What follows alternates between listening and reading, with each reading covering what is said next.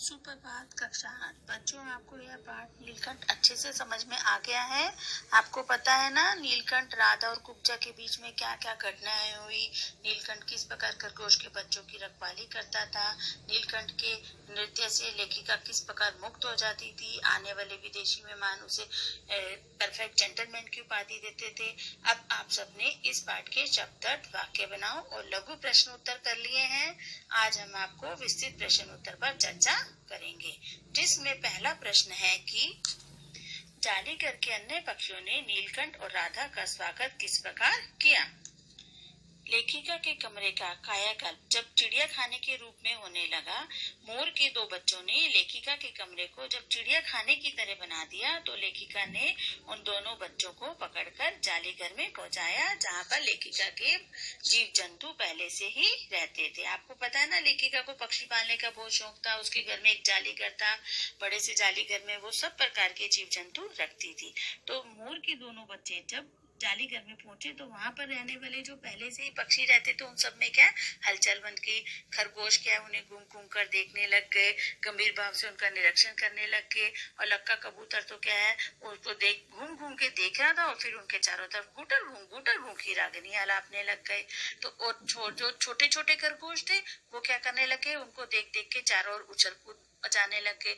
और जो तोते थे वो तो बच्चों एक आंख बंद करके देख रहे थे कि उस दिन ऐसा लग रहा था कि चिड़ियाघर में भूचाल आ गए। और जैसे आपके घर में कोई मेहमान आता है तो हम लोग भी देखते हैं, बच्चे देखते हैं कि अरे कौन आ गया, कौन से अंकल आए हैं।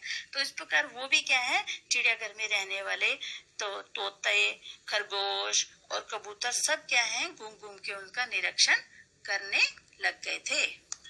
अब हमारा दूसरा प्रश्न है कि नीलकंठ ने खरगोश के बच्चे को सांप से किस प्रकार बचाया।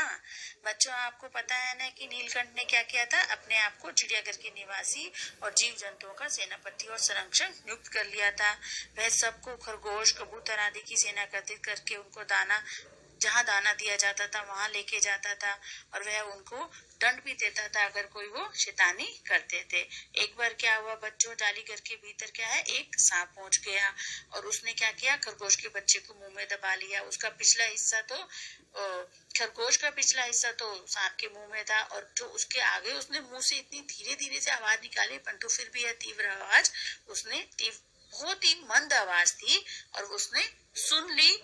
किसने सुन ली? नीलकंठ ने सुन ली और वह फटाफट उड़कर आया और उसने सांप को फन के पास से इतने प्रहार किए कि उसने खरगोश के बच्चे को छोड़ दिया और सांप को भी उसने मार मार के क्या करा, अधमरा कर दिया।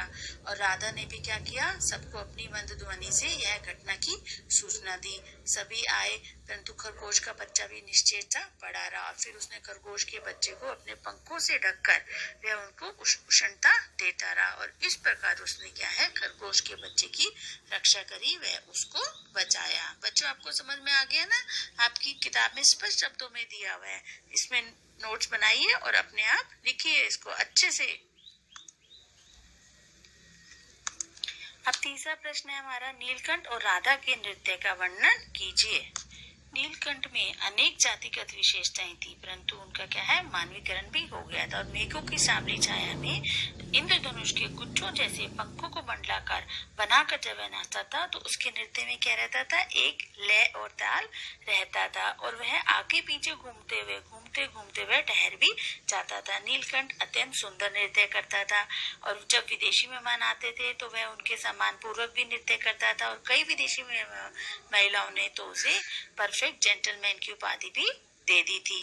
परंतु राधा जो थी नीलकंठ के समान नाच तो नहीं सकती थी परंतु उसकी गति में भी एक लय रहता था। वह नृत्य मगर नीलकंठ के पंखों को दाहिनी ओर से छूती और फिर बाईं ओर से निकल जाती। इस प्रकार राधा और नीलकंठ दोनों मिलकर बड़ा ही सुंदर नृत्य करते थे। अब हमारा अगला प्रश्न है कि विदेशी महिलाएं नीलकंठ को परफेक्ट जेंटलमैन कहकर क्यों पुकारती थी। बच्चों, ये आपको खुद अपनी समझ से करना है। और अगला प्रश्न है, कुब्जा कहाँ से आई थी। आपको पता है ना, कुब्जा भी मियाँ चिड़िया वाले की दुकान से आई थी। उसे महादेवी वर्मा ने कितने रुपए में खरीदा था, 7 रुपए में खरीदा था और वह नाम के अनुरूप नहीं काम के अनुरूप भी कुब्जा थी।